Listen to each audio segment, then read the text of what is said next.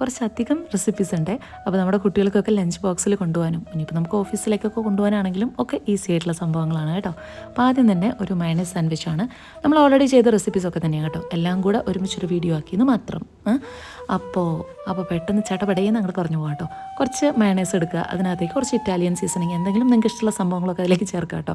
കുറച്ച് chilli flakes ചേർക്കാം, കുരുമുളക് പൊടി ചേർക്കാം. എന്നിട്ട് അതിനകത്തേക്ക് കുറച്ച് വെജീസ്, നമ്മുടെ ഫ്രഷ് വെജിറ്റബിൾസ് നിങ്ങൾക്ക് ഇഷ്ടമുള്ള ഷേപ്പിൽ കട്ട് ചെയ്തിട്ട് അങ്ങോട്ട് ചേർത്ത് കൊടുക്കുക. എല്ലാം കൂടെ മിക്സ് ചെയ്യുക. ഉപ്പൊന്നും ചേർക്കേണ്ട കാര്യം ഉണ്ടായിരിക്കില്ല കേട്ടോ, മയണൈസിൽ തന്നെ എല്ലാം ഉണ്ടായിരിക്കും.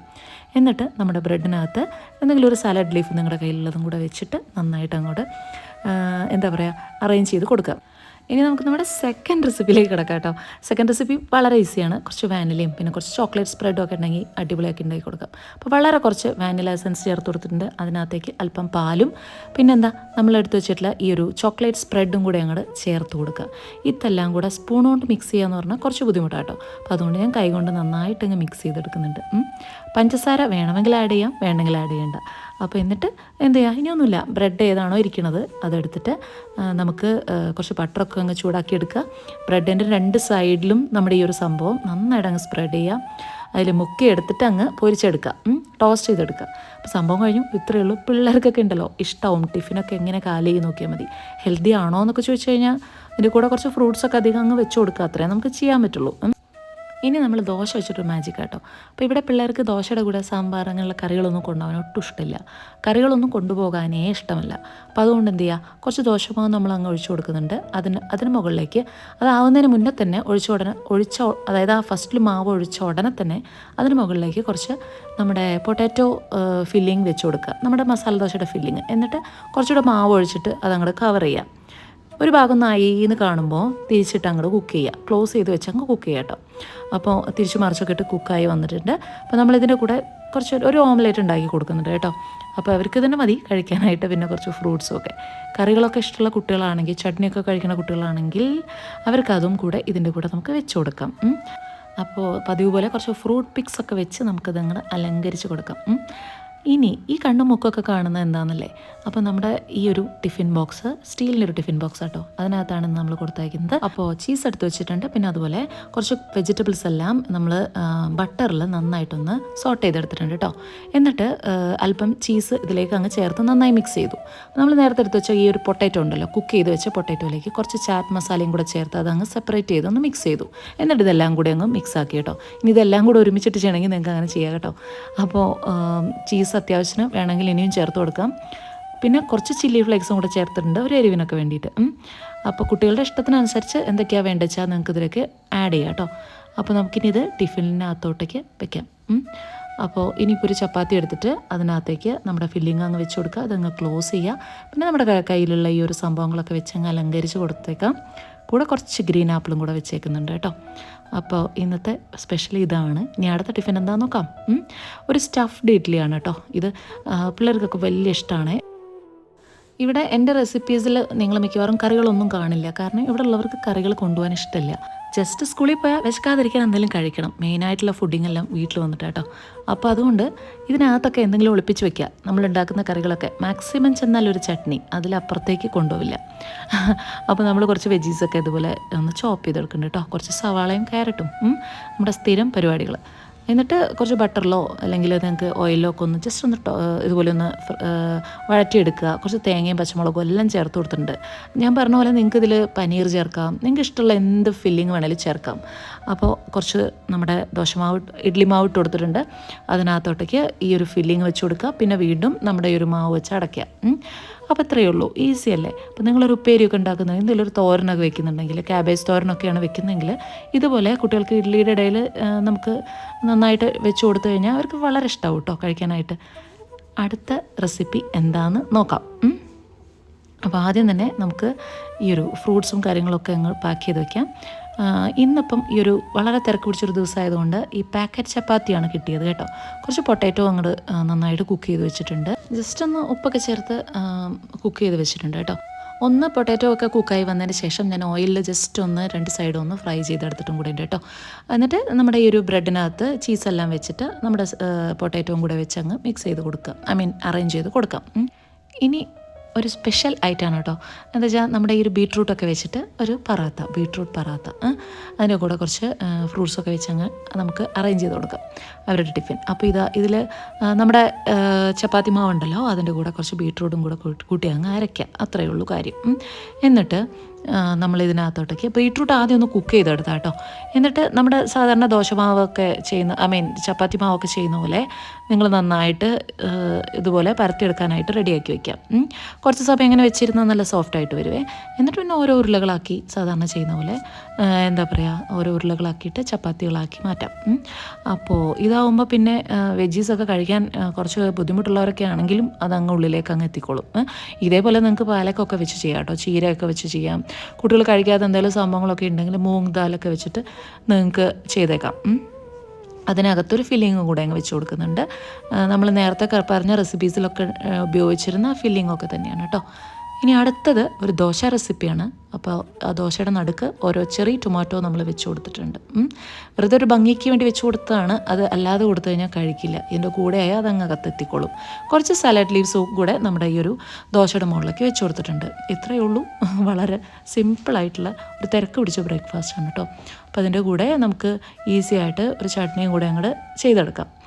കുറച്ച് പീനട്ട്സൊക്കെ ഇട്ടിട്ട് നമ്മുടെ ചട്നി ഒന്ന് ആർഭാടമാക്കി എടുക്കുന്നുണ്ട് കേട്ടോ.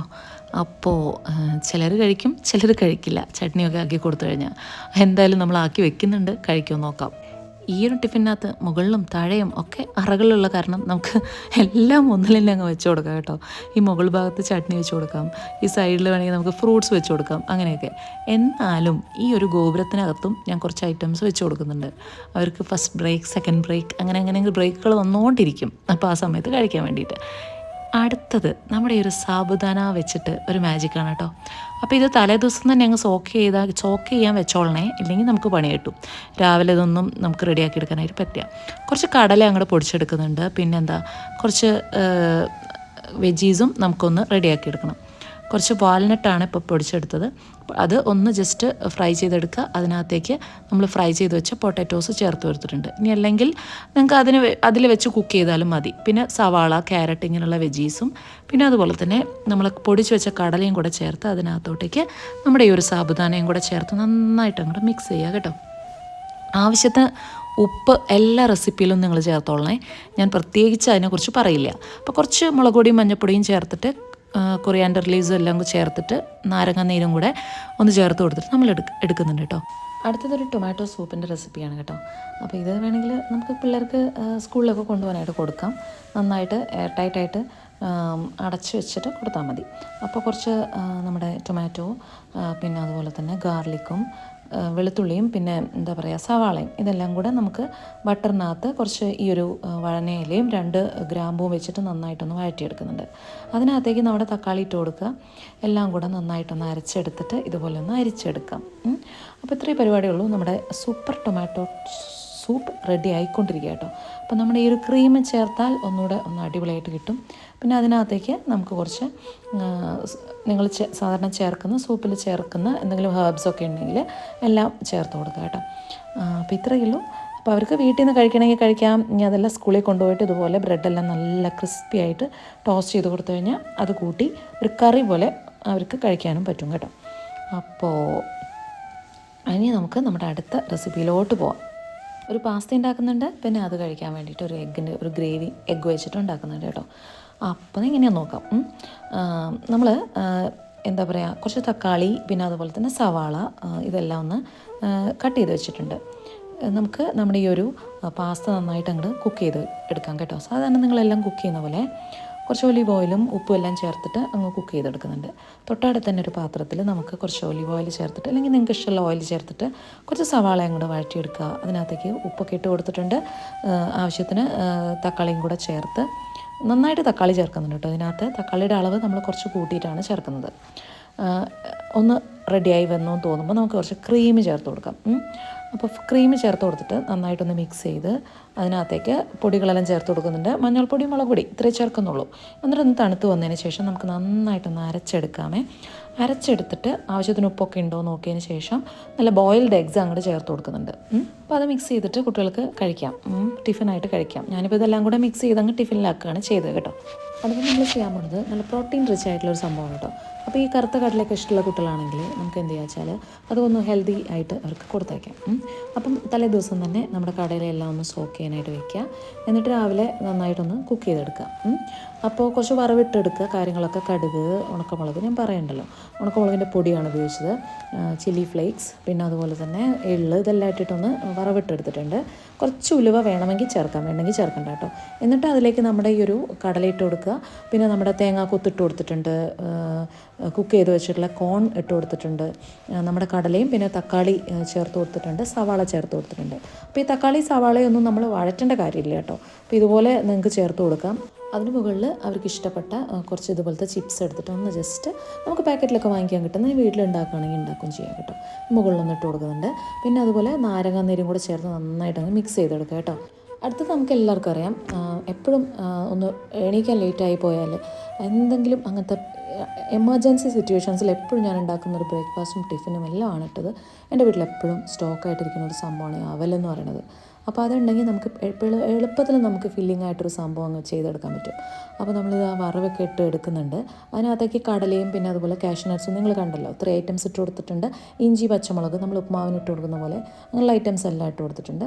ആവശ്യത്തിന് ഉപ്പെല്ലാം ചേർത്തിട്ട് നമുക്ക് എന്ത് ചെയ്യാം, കുറച്ച് സവാളയും ക്യാരറ്റും കറിവേപ്പിലയും എല്ലാം കൂടെ ചേർത്ത് ഞാൻ പറഞ്ഞ പോലെ നമ്മൾ ഉപ്പുമാവിനെല്ലാം ചെയ്യുന്ന പോലെ അങ്ങ് വഴറ്റിയെടുക്കാം. അപ്പോൾ ആവശ്യത്തിന് ഉപ്പിട്ട് കൊടുക്കുക. ഈ സമയത്ത് ഉപ്പിട്ട് കൊടുക്കുന്നതായിരിക്കും നല്ലത് കേട്ടോ. അപ്പം ഉപ്പെല്ലാം കറക്റ്റാണെന്ന് കണ്ടു കഴിഞ്ഞാൽ നന്നായിട്ട് കഴുകി വൃത്തിയാക്കിയിട്ടുള്ള അവൽ, കട്ടിയുള്ള മട്ട അവലാണ് ഇട്ട് കൊടുക്കണം കേട്ടോ. അതും തേങ്ങയും എല്ലാം കൂടെ വെച്ചങ്ങ് മിക്സ് ചെയ്ത് ഉപ്പെല്ലാം കറക്റ്റാണോ എന്നൊക്കെ നോക്കി ടിഫിനിലാക്കി കൊടുക്കാം. അപ്പോൾ നമ്മുടെ വീഡിയോ ഒക്കെ കണ്ട് നിങ്ങൾക്ക് ഇഷ്ടപ്പെട്ടിട്ടുണ്ടെങ്കിൽ ഇതുപോലെയല്ല, ഇതിലും നന്നായിട്ടാണെങ്കിൽ അങ്ങനെ നിങ്ങളുടെ കുട്ടികൾക്കും ഉണ്ടാക്കി കൊടുക്കാം കേട്ടോ.